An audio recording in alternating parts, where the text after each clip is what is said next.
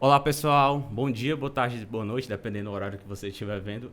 Eu sou o João, sou da Liga da Progesal, que é a Liga de Genética da Unicris. Esse aqui é o. Eu me chamo Andrei, também faço parte da Liga e hoje a gente tem um tema muito importante, que é da Síndrome de Li-Fraumeni. E antes da gente começar a falar sobre isso, é importante a gente destacar exatamente como está a situação da avaliação genética no Brasil em geral. Ocorre um defasamento justamente porque ela não é dada o devido mérito. E hoje nós temos um convidado muito especial, o Dr. Wallace Meirelles. Tudo bom, Dr. Wallace? E aí, João Paulo, Andrei, tudo bem? Primeiramente, é um grande prazer recebê-lo aqui. A Progesal só tem a lhe agradecer, tanto a você quanto a doutora Erlane, por tudo. Vamos lá. Dr. Wallace, eu queria que o senhor se apresentasse, de forma geral, o que é que o senhor faz, por que o senhor escolheu tal especialidade. Certo. Primeiro, eu quero cumprimentar a todos que nos escutam, que nos assistem e agradecer por estar aqui com vocês para ter esse bate-papo, que vai ser um bate-papo bem legal, bem construtivo. Então, como vocês falaram, meu nome é Wallace Meirelles, eu sou médico, formado pela Universidade Federal do Ceará, sou médico pediatra e sou médico geneticista. Atualmente atuo como geneticista, principalmente no Hospital Infantil Albert Seib, mas também em consultório particular.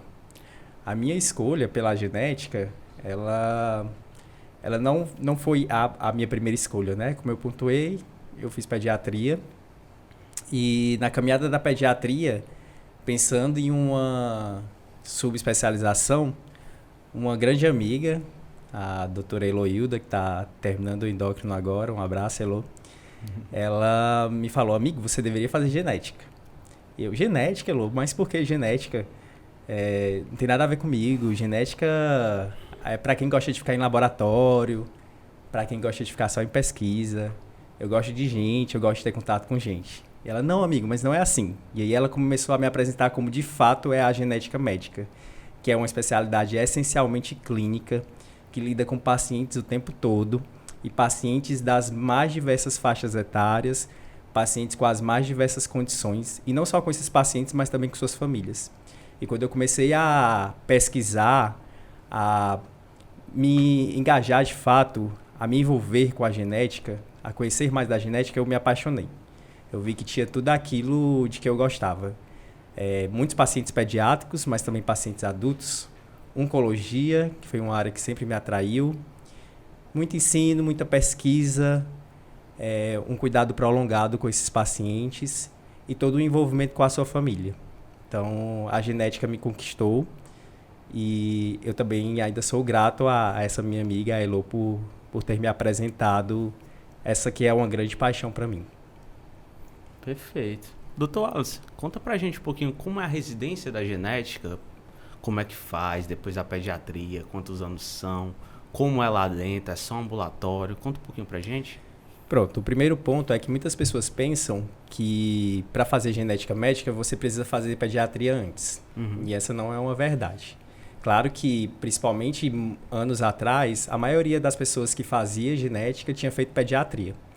Mas a genética médica é uma especialidade de acesso direto. Então, você, formado médico, você pode tentar logo a residência de genética médica sem ter feito uma antes. É uma residência de 3 anos, tem uma carga horária muito intensa de ambulatórios, mas não é feita somente de ambulatórios. Então, dentro da residência, os médicos que estão fazendo genética médica, eles passam também por visitas em enfermarias, em UTIs, para pareceres de pacientes. Na maioria das vezes, pacientes pediátricos, mas também, como eu pontuei, pacientes adultos. E, além disso, nessa especialidade, há os estágios nos laboratórios.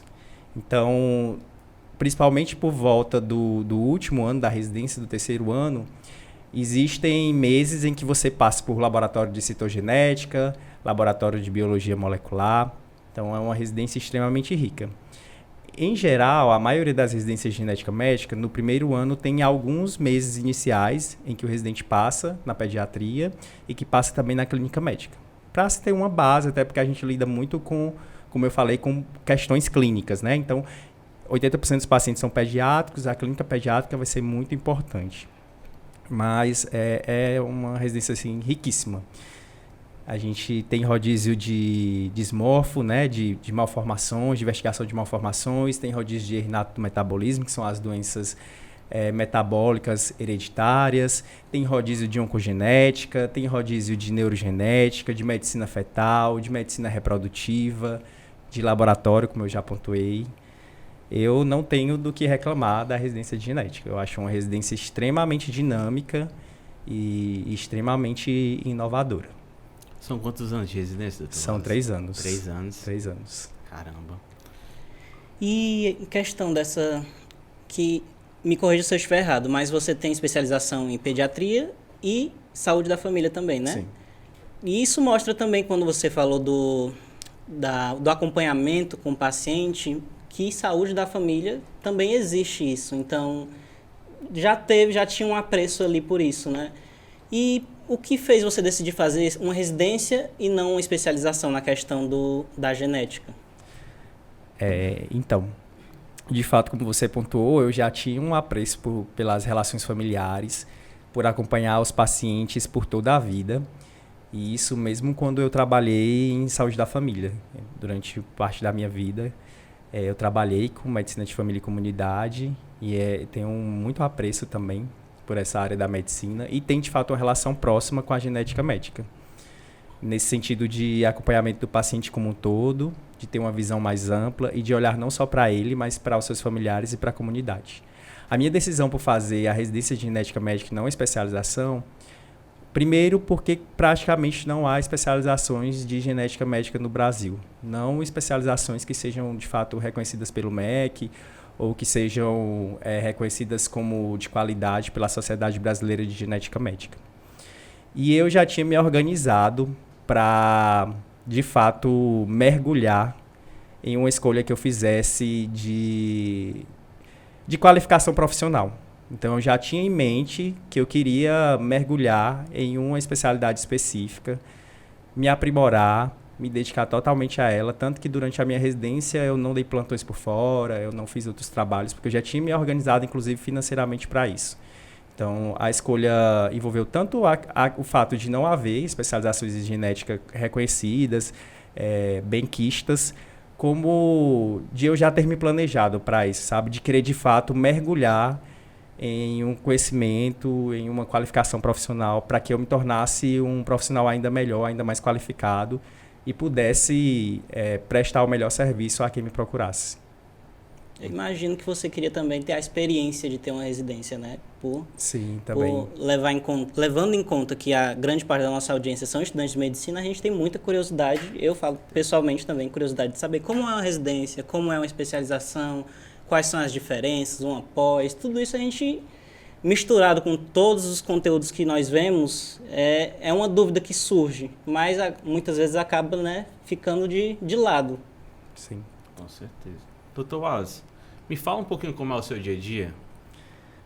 Rapaz, assim, meu dia a dia da vida profissional, meu dia a dia da vida pessoal. Pois eu vou falar um pouco da vida profissional, tá né? Tá certo. Porque a vida pessoal ela é ainda muito mais ampla. E aí fica a dica para vocês que me escutam, principalmente estudantes de medicina, tenham vida pessoal. Olha aí. Vocês médicos tenham vida pessoal. Não se prendam somente à medicina. A medicina é riquíssima, é lindíssima. Mas não achem que a vida de vocês é simplesmente a medicina, tá? Porque se for simplesmente a medicina, infelizmente ela vai ser vazia em certos pontos. Mas falando da minha vida profissional, eu trabalho, em geral, de segunda a sexta, em ambulatório / consultório. E aí são turnos manhã e tarde, em que eu atendo, quando no hospital público em que eu trabalho, eu atendo só crianças, né? Crianças e adolescentes que vão ir até os 18 anos, com as mais diversas condições. Mas, no particular, eu atendo não só crianças, como pacientes adultos. E esses pacientes adultos daquelas áreas que a gente conversou, oncogenética, neurogenética, medicina fetal, medicina reprodutiva. Entendi. Então, a minha vida profissional é muito mais nesse sentido de ambulatório, apesar de que dentro do hospital público há também os momentos de pareceres, de avaliações de pacientes em enfermarias, em UTIs, em unidades neonatais. E lembrando que a vida profissional, ela não se restringe, né, a esse momento de atuação diretamente com o paciente, mas também ao momento de preparo. Então, eu estou sempre em constante estudo, em constante busca por conhecimento. Eu faço cursos, eu estudo em casa, eu procuro estudar. Como eu falei, eu tenho vida pessoal, tá? Mas mesmo assim, eu procuro estudar pelo menos algumas horas por dia, revisar assuntos em que eu esteja sentindo a necessidade, mergulhar ainda mais em síndromes de pacientes que eu atendi durante o dia. Então, eu sempre procuro me atualizar e sempre procuro fortalecer o meu conhecimento, porque você só presta uma boa assistência se você tiver conhecimento suficiente para isso. Com certeza. Dr. Wallace, agora me veio aqui na cabeça. O senhor atende, com certeza, pacientes de forma geral, mas o geneticista vai muitas vezes anteceder a gestação de um casal, né? Aquele aconselhamento genético. Tem muitas pessoas que lhe procuram para aconselhamento genético, ainda é mais restrito, algo do tipo na parte da genética? Sim, é uma área que dentro da genética, posso dizer que é uma das mais conhecidas. E tem muitos casais que buscam a consulta genética querendo saber do risco de ter um filho com malformação. Entendi. Isso é comum principalmente quando tem casais consanguíneos, aqueles que têm em que o casamento é de primos, de parentes de primeiro, segundo, terceiro grau. Porque aí eles têm aquela história popular de que quando o primo casa, nasce um filho com alguma malformação. E isso não é só uma crença, né? Assim, você não bate o martelo, mas o risco para um casal consanguíneo ter filho com malformação é maior do que para um casal que não é consanguíneo, que não é de parentes. Então, é comum, até de certa forma, esses casais buscarem um médico geneticista para um possível cálculo de risco. Entendi. Que nem sempre é possível, mas assim, as orientações são dadas, as instruções são dadas, mas quando eu falo que nem sempre é possível é porque o aconselhamento genético, diferente do que muita gente pensa, não é só cálculo de risco. O aconselhamento genético é conversa, é troca de conhecimento, é empoderamento, é instrução, é direcionamento, e não é um direcionamento que o médico geneticista vai dizer, você tem que fazer isso. O médico geneticista vai dar opções para a família. O médico geneticista vai dar opções para o paciente. Entendi. Então, é muito mais o empoderamento no sentido de que você está dando conhecimento. E aquele conhecimento, ele, de certa forma, dá poder àqueles familiares, àqueles pacientes. É um pouco semelhante àquela questão da reprodução humana também, essa área, né? Sim, Na questão sim. do aconselhamento. O médico geneticista, ele pode, e em geral, trabalha com reprodução humana. É muito comum. Mas ele ainda é conhecido como médico geneticista. Sim, sim. E nem todos os médicos geneticistas optam por trabalhar com reprodução. Mas é muito comum esse envolvimento. Mas, assim, eu imagino que, nesse caso de aconselhamento, sejam mais feitos em clínicas particulares. Mas no seu caso, que você trabalha na Albert Sabin, como é o dia a dia, o seu papel lá, por exemplo? Você atende pacientes separados, procuram por síndromes, algo mais patológico, como funciona? O aconselhamento genético, na verdade, ele é intrínseco ao papel do médico geneticista. Acaba que, como eu falei, não é só cálculo de risco reprodutivo. Ele é todo o processo, é toda a relação médico-geneticista com o paciente e seus familiares, em que você vai entender a condição do paciente, vai buscar os melhores exames para um diagnóstico e vai traçar junto com a família, né, a melhor conduta para aquele paciente, para aquela família. Então, mesmo no SUS, a gente faz aconselhamento genético. Claro que existem as restrições no sentido de que muitas vezes no SUS você não tem acesso a determinados exames. Mas ainda assim, o processo de cuidado, o processo de orientação em relação a possibilidades de alterações numa suspeita de uma síndrome específica, a orientação para uma família sobre a possibilidade de um novo familiar vir a ter a condição, mesmo que seja uma suspeita de uma síndrome, claro que você não vai dar certeza se é uma suspeita, mas ainda assim, isso é um aconselhamento genético.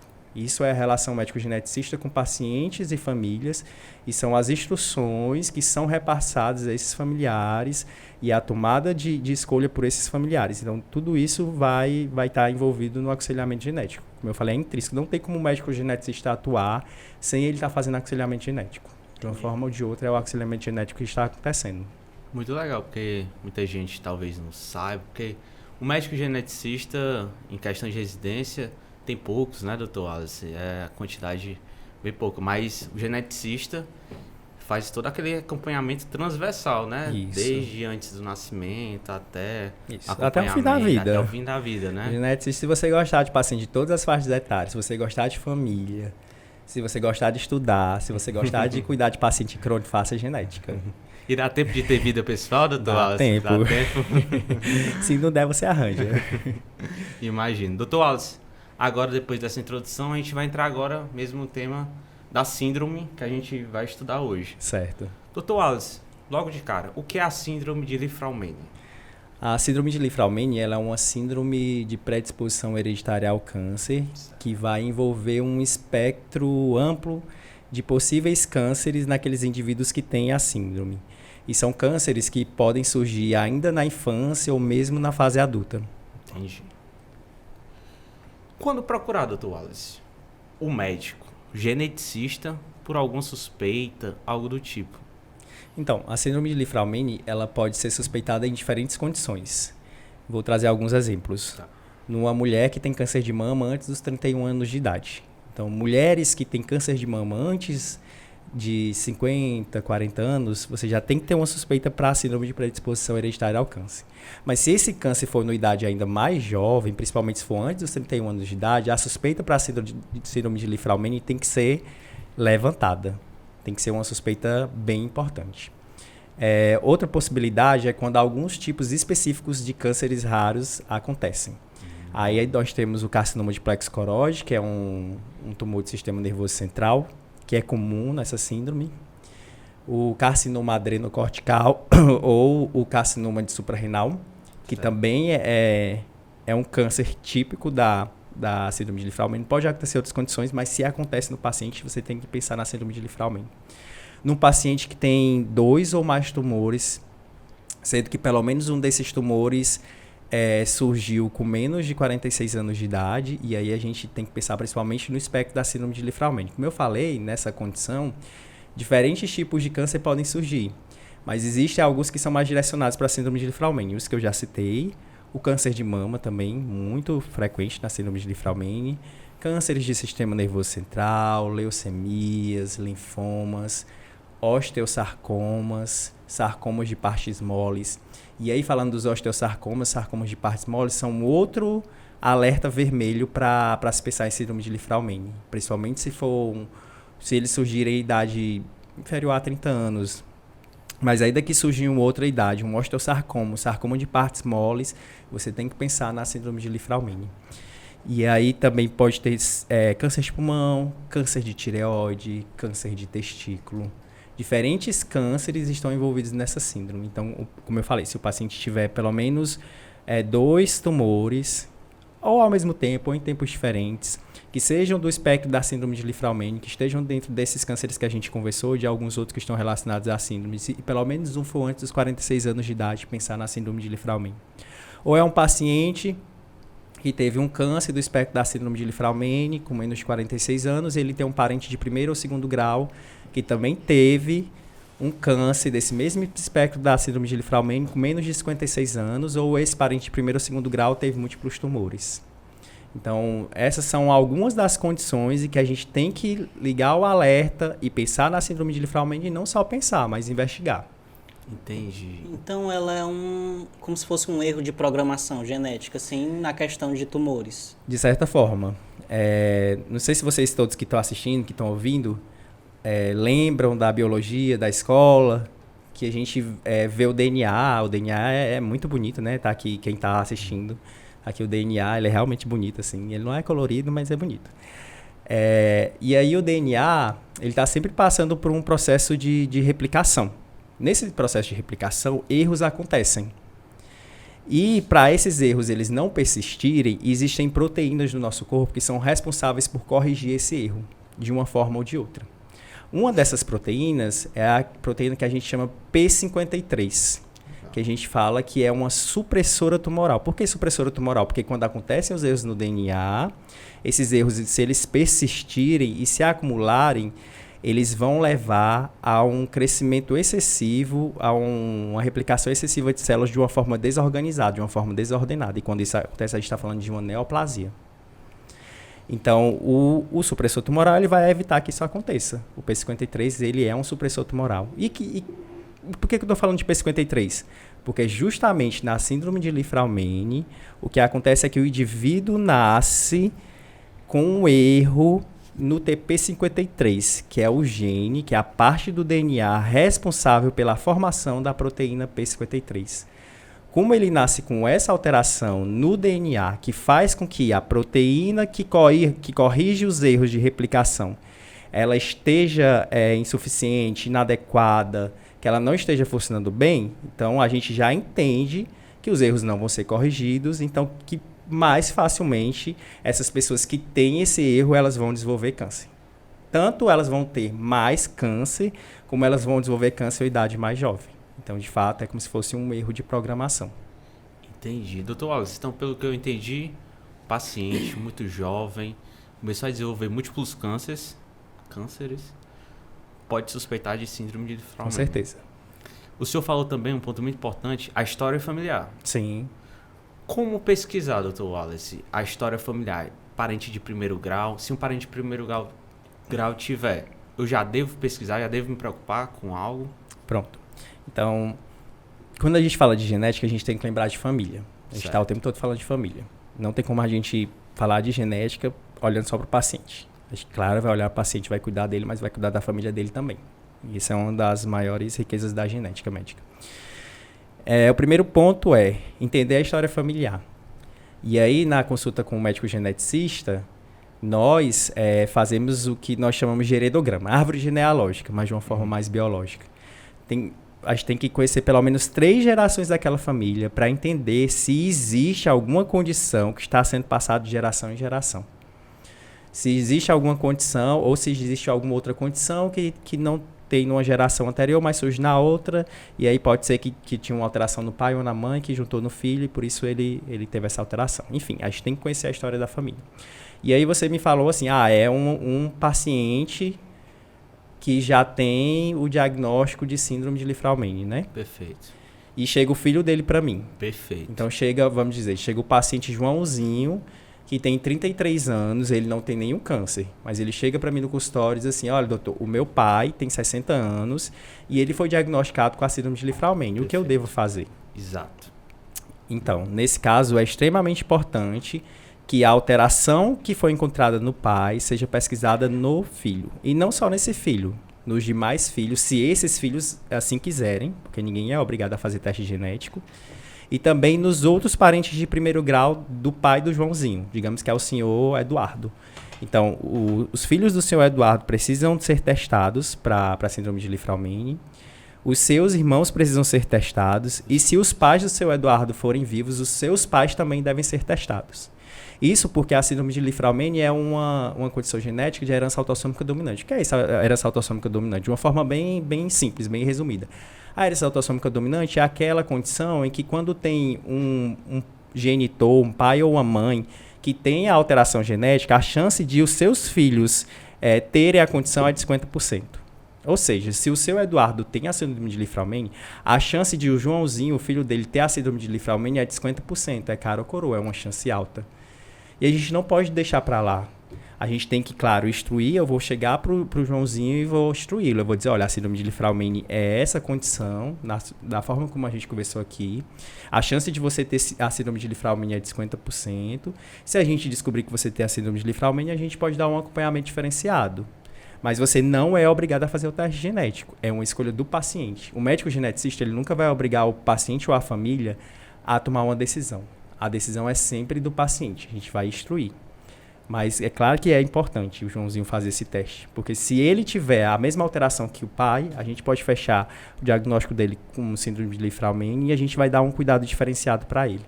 E assim também para os seus demais irmãos, para os irmãos do seu Eduardo, né, os tios do Joãozinho, e para os avós paternos do Joãozinho, que são os pais do seu Eduardo, se assim esses decidirem fazer. E a cada familiar que a gente vai testando, que vai dando um diagnóstico de síndrome de Li-Fraumeni, a gente faz esse mesmo raciocínio. Então, digamos que o Joãozinho testou e ele tem síndrome de Li-Fraumeni. Aí o Joãozinho tem 2 filhos. Os filhos dele também devem ser testados. Mas claro que, como eu falei, é uma decisão individual, enfim, tudo tem que ser conversado, tudo tem que ser orientado. E é o que a gente chama de aconselhamento genético pré-teste. Que aí o aconselhamento genético pré-teste, quando você dá a orientação para o paciente e para a família sobre o teste que ele vai fazer, sobre os possíveis resultados e sobre os possíveis impactos desses resultados. E aí está um outro ponto do aconselhamento genético, não é só cálculo reprodutivo. E, Dr. Wallace, como é a viabilidade disso? Por exemplo, no caso do Albert Sabin. Você pode fazer esse teste genético, que eu imagino que seja um tipo de painel, né? Painel genético, que é usado para outras coisas, mas... como funciona isso? É de graça, não é? É pago? É um teste genético que pode ser feito por coleta de sangue ou saliva, não precisa de jejum. Vai ser avaliado o DNA e vai ser olhada a região do DNA específica para síndrome de Li-Fraumeni. Pode ser feito o teste específico para síndrome de Li-Fraumeni, o sequenciamento do gene TP53. O sequenciamento é você delinear como é que está esse gene, como é que está a região do DNA relacionada ao gene TP53. Ou pode ser feito um painel, como você falou. O painel é quando você junta pelo menos 2 genes relacionados a uma condição clínica específica. Então, posso passar para um paciente um painel de genes para câncer hereditário. Então, vai ter, digamos, 100 genes, não só o TP53, outros genes de câncer hereditário, que vão ser vistos nesse mesmo exame. Tá? O acesso no SUS ainda é restrito.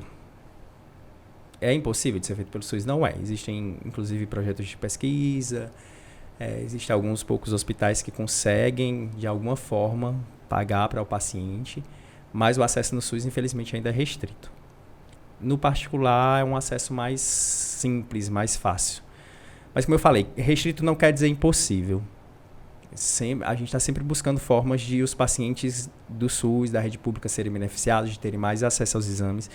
E isso está sendo fortalecido por políticas públicas em todo o Brasil. Existe uma rede, que é a Rede Nacional de Doenças Raras, que foi formada para isso, para fortalecer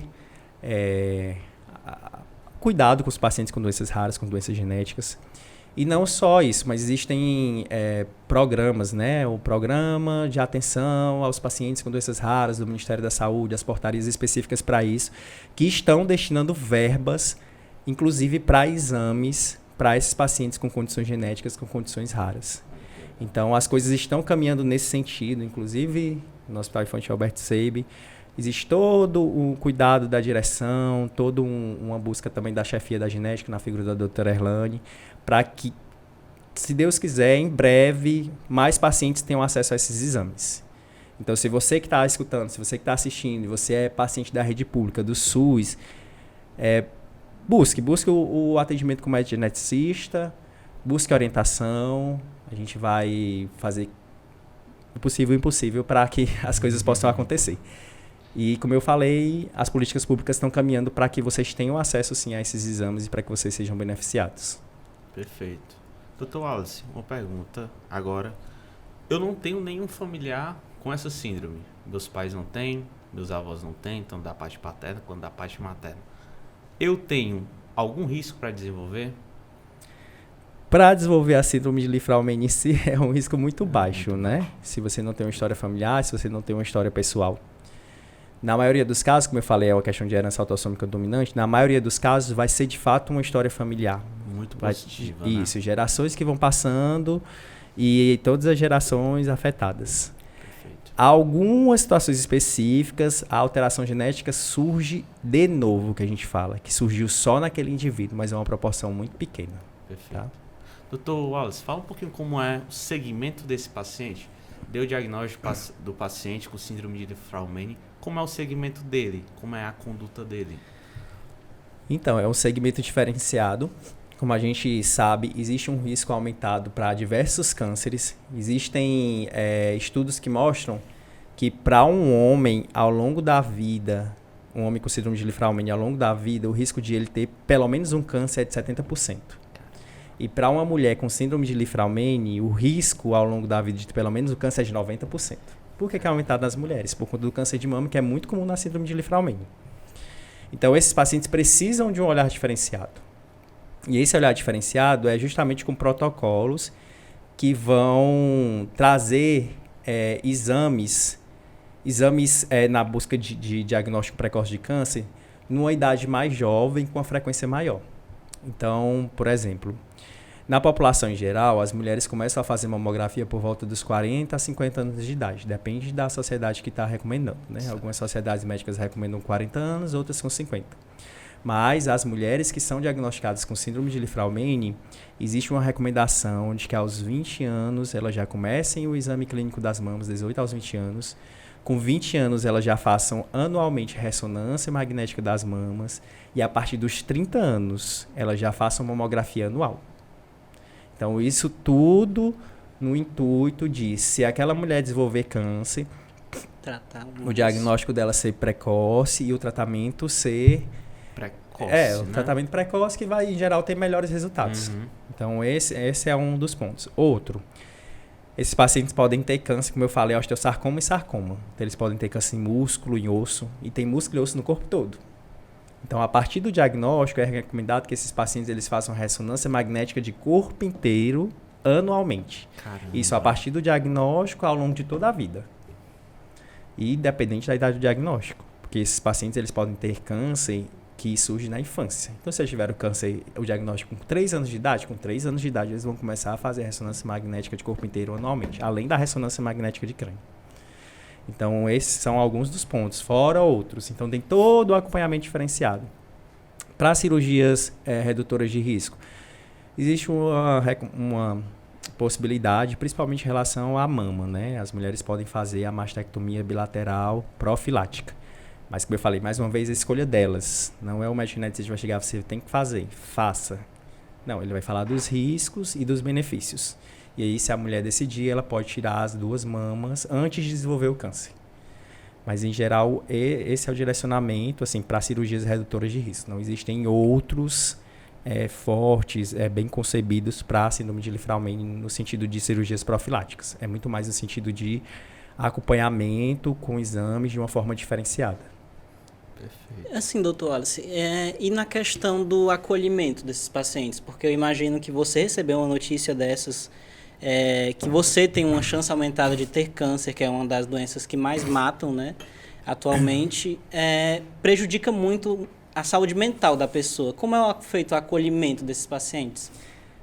Então, é extremamente importante que o médico, o profissional que está orientando esses pacientes, que ele seja empático. Que ele seja humano e que ele, de fato, seja um profissional acolhedor. E tudo isso começa mesmo antes de o paciente ter o diagnóstico, no que a gente conversou, no aconselhamento pré-teste. Então, quando eu estou ali falando da possibilidade de um resultado positivo ou negativo para um paciente, para uma família, eu já tenho que ter em vista que esse paciente ele não é meramente uma questão biológica. Ele é uma questão também humana, uma questão psicológica, relacional. Então, tem que ter todo esse olhar atento e saber se, de fato, o paciente entendeu aquilo que foi posto. E se ele entendeu, não só qual é o exame que vai ser feito, né? Mas os possíveis resultados e as possíveis consequências desse resultado. A gente nunca vai induzir ninguém a nada, né? Tem pacientes que preferem nem fazer o teste, porque pensam que talvez não consigam lidar com a ideia de ter um risco aumentado de câncer. Mas o que a gente sempre procura, o que a gente tenta trazer, que também não é querendo induzir ninguém, mas é mostrar para o paciente que quando você tem conhecimento a respeito de uma determinada condição, de um determinado risco, você tem mais poder na mão para agir. Você tem mais armas para usar. Então, é um ponto que a gente tenta trazer. Mas é sempre importante ter não só a figura do médico, né? Do médico geneticista, mas outros profissionais, como profissionais de saúde mental, como os psicólogos. Todos os serviços vão ter um psicólogo para esse acompanhamento, para essa orientação, para esse cuidado? Não. Mas, se possível, se o serviço for capaz de pelo menos, direcionar esse paciente para o acompanhamento psicológico, é de extrema relevância. Existe um serviço que eu acompanhei no Rio Grande do Sul, não era em relação ao câncer, né? O que eu acompanhei, né? Foi um serviço de neurogenética, que tem umas questões um pouco parecidas. E antes de os pacientes tomarem a decisão se eles iam fazer o teste ou não, isso eu estava falando de pré-sintomáticos. Estou falando, por exemplo, de um familiar, por exemplo, o Joãozinho, que é o filho do seu Eduardo. Seu Eduardo teve câncer, ele teve o diagnóstico. O Joãozinho não tem câncer, mas ele quer saber se ele tem ou não, ele é pré-sintomático. Uhum. E nesse serviço lá do Rio Grande do Sul, que era para neurogenética, que aí, digamos, era o irmão de um paciente com doença neurodegenerativa de origem genética. E esse irmão queria saber se ele tinha ou não a condição, sendo que ele não tinha sintoma nenhum. Antes de ele chegar e bater o martelo, ele passava por 2 a 3 consultas com psicólogo. Passava com médico geneticista e passava com psicólogo. E só depois que ele dizia, eu quero fazer. Que legal. Então, se possível, essa é uma estratégia de alto impacto. Então, aí, vocês que estão ouvindo que são médicos geneticistas, ou que não são, mas que trabalham com médicos geneticistas, que são psicólogos, a ideia é essa, é que a gente possa dar o máximo de acolhimento e de uma forma muito profissional para esses pacientes. Nada melhor do que ter um profissional de saúde mental na equipe para dar esse suporte também. Tem um preparo, né, para aquele paciente, Sim. porque você receber uma notícia dessa é um choque. Sim. Uma mudança completamente... Com certeza, da vida. Isso é o ideal, né, doutor? É o ideal. Wallace? Nem sempre é possível. Quando não é possível, aí a gente, como é geneticista, é isso. A gente Tenta usa as fazer nossas a parte. ferramentas de todas as maneiras, assim. Entendi. O máximo de empatia, o máximo de conhecimento, o máximo de qualificação. Sempre sempre tentando isso, ofertar o melhor para esse paciente e para os seus familiares. Perfeito. Doutor Wallace, e essa síndrome aqui no Brasil? O senhor sabe me dizer se tem uma alta prevalência, baixa prevalência? Como é que ela é? Pronto. A síndrome de Li-Fraumeni, principalmente nas regiões sul e sudeste do Brasil, ela tem uma frequência maior do que na população mundial. E isso acontece por uma situação histórica. No século XVIII vieram tropeiros, né, que eram homens que conduziam tropas de cavalo com mercadorias, tropeiros de Portugal, que passavam por cidades principalmente do sul e sudeste do Brasil. E esses tropeiros, eles tinham essa mutação. Eles sabiam? Não sabiam, né? Porque a gente sabia nem o que era mutação, não sabia nem o que era DNA, né? Uhum. Mas eles tinham. E eles iam de cidade em cidade, trabalhando e deixando filhos.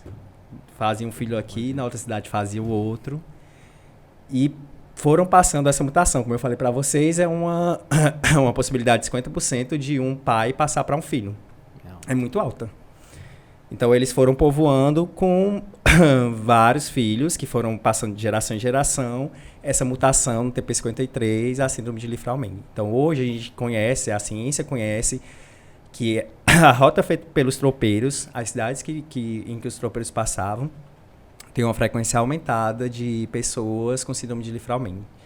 No sul e sudeste do Brasil, chega a ser uma frequência de uma pessoa com síndrome de Li-Fraumeni a cada 300 nascidos. Caramba. Então, é uma frequência bem alta. E é uma mutação específica. A história mostrou que é uma mutação específica porque